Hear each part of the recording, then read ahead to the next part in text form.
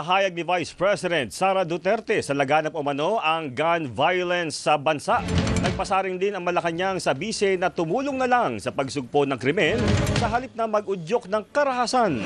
Balita mula sa Malacanang, hatid ni Radyo Patrol Christian Yosores. Christian!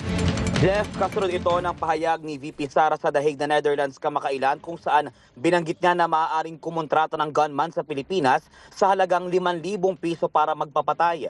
Iginiit ni Palace Press Officer at Communications Undersecretary Claire Castro ang mariing pagkontra ng administrasyon ni Pangulong Ferdinand Marcos Jr. laban sa kriminalidad at lahat ng uri ng krimen sa Pilipinas.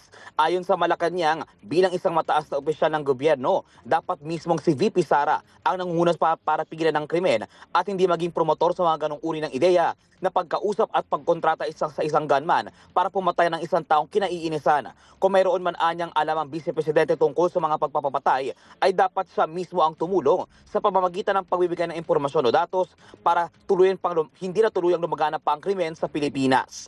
At yan, ang balitang kumpirmado. Sigurado, ito ang Radyo Patrol. Christian Yosores, DZMM.